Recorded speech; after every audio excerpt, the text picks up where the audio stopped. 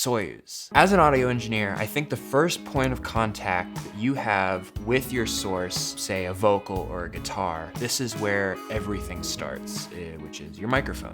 I've been using Soyuz for the last 2 years or so, and I've just absolutely fallen in love with what they do for my music. This is not a sponsorship. I own these microphones. I use them every day. They weren't sent to me. I just think these are important enough to talk about. Not everything about these microphones are perfect, and I'll get to that at the end of the video, so keep watching.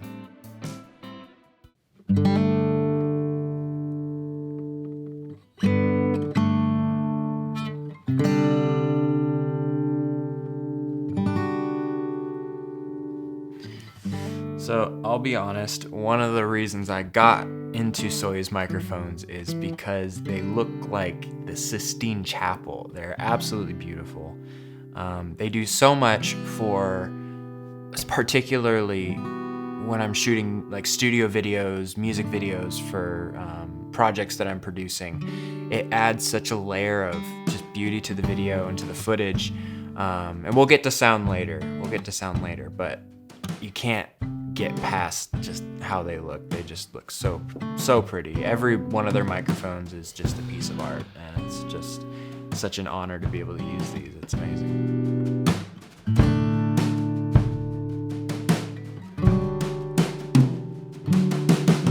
So that brings us to the sound of the microphones themselves. I have the 017 FET and the 013 FET. I have a pair of the 013s. I use them on everything. 017 is the big one, this one right here.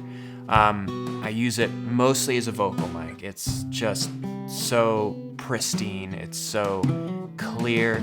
The biggest thing I noticed when going from a cheaper microphone to something like the 017 FET was the ability to edit the audio in ways that I didn't before. The kind of processing I can do on this, and it still sounds good, would destroy a cheaper microphone. And that's one of the things that set maybe cheaper microphones apart from more expensive microphones. The Soyuz microphones do have a sort of finished sound to them. It's not perfect to the source. They are colored in a way. That's kind of what you would expect just looking at it. They are not trying to sell these mics as perfect to the source, but they are incredibly clinical. They are incredibly detailed. I would say if it's like a U87 and a C12 had a baby, and here we are, and it's beautiful.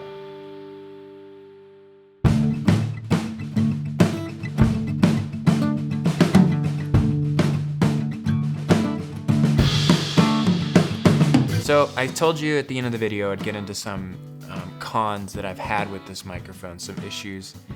And they are issues, but it depends on how you look at them. The 017 FET, the big one, is so clinical. And sometimes when I put it in front of a vocalist or a voiceover artist or something like that, if that artist has a particularly clicky mouth, or they kind of have like noises and stuff that their throat makes, and it's natural for people to have that, this mic will pick it up, and it can cause a little bit of an issue because it's just so clinical. I want the talent's voice, not their esophagus sometimes. This thing is kind of a fingerprint magnet. It's so shiny. You kind of have to wipe it off every once in a while, but what can you do?